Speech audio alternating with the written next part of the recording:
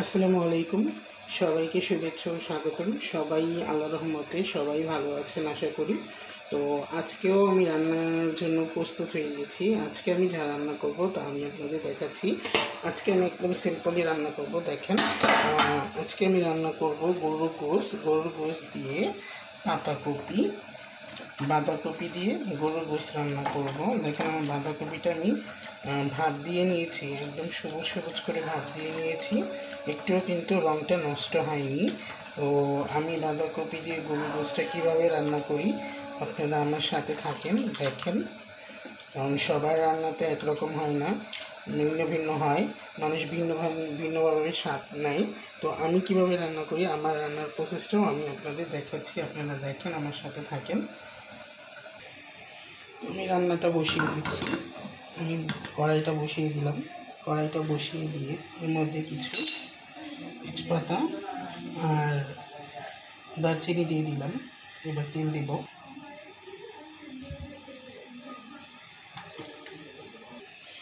কাঁচামরিচ কুচি আর পেঁয়াজ কুচিটাও দিয়ে দিচ্ছি।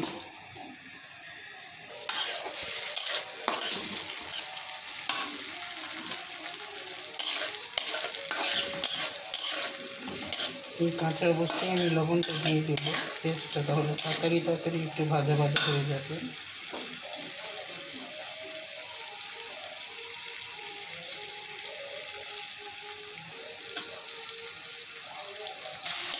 পেঁয়াজটা ভাজা ভাজা করবো। আর এদিকে আমি আলু ভর্তার জন্য আলুগুলো পরিষ্কার করে নেব। আলুগুলো পরিষ্কার করে আলু ভর্তা করে নেব। গোস্ত শুধু গোস্ত হলেই কিন্তু হয় না, হাতে আরও কিছু লাগে। তো আমার আম্মা অ্যালার্জির কারণে গোস্ত খেতে চায় না, তাই তার জন্য কাঁঠাল বিচি ভর্তা আর আলু ভর্তা করবো।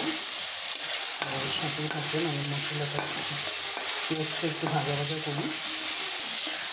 এবার আমি এর সাথে আদা রসুনটা দিয়ে দেবো, যেন কাঁচা গন্ধটা না থাকে।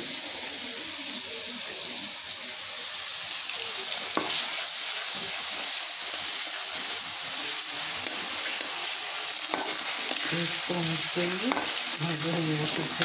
আমি এখন মশলাটা দিয়ে দেব।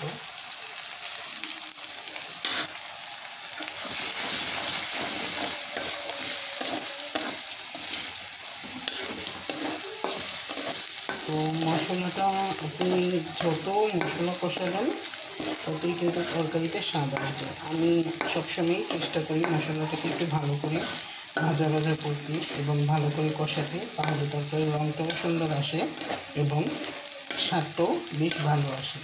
তো এখন আমি একটু পানি অ্যাড করবো।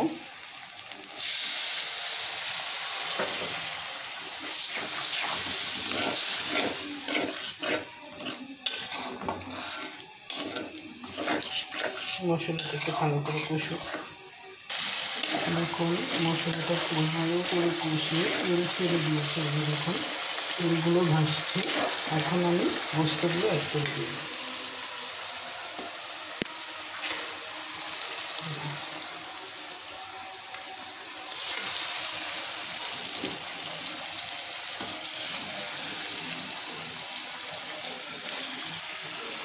গোস্তটা ভালো করে মিশিয়ে আমি কিছুক্ষণ কষিয়ে নেব।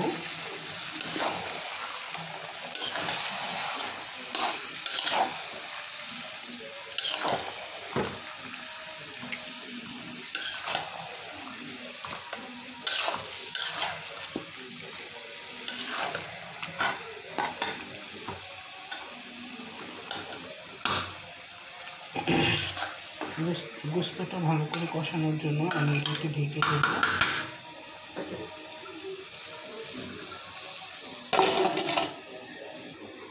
এদিকে অফ ক্যামেরায় আমি আমার ভর্তাগুলো করে নিলাম। এই যে দেখেন, এটা হচ্ছে কাঁঠাল বিচির ভর্তা,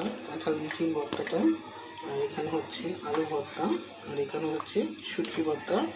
শুটকিটা আমি বাগার দিয়েছি, যার কারণে একটু অনেকটা লালচা লালচা দেখা যাচ্ছে। শুটকিটা বাগার দিলে খুব গ্রান হয়, খেতেও খুব টেস্ট হয়। তো আমার 3 পদের ভর্তা কিন্তু তৈরি হয়ে গেছে। আর এদিকে আমার মাংস মানে গোস্তটা কতটুকু কষে আসছে দেখি, একটু নেড়ে দেখলেই বোঝা যাবে এটা থেকে পানি উঠতেছে, যার কারণে রঙটা একটু ঘোলা ঘোলাটে দেখা যাচ্ছে। এই পানিটা যখন উঠে আবার কষে শুকিয়ে যাবে তখন কিন্তু রঙটা সুন্দর হবে। তো আমার মাংস বলা কিন্তু ঠিক না, আমার আব্বু শুনলে খুব রাগ হয়। দেন দেখেন গোস্তটা কষে এসছে, দেখি কী অবস্থা।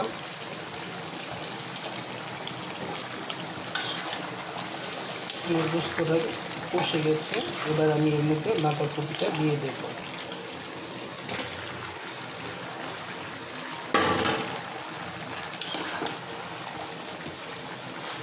ভালো করে মিশিয়ে নেব।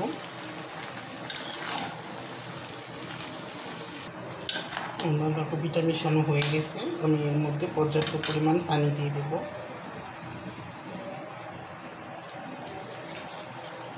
কারণ আমার বাঁধাকপিটা এমনিতেই সিদ্ধ করা ছিল।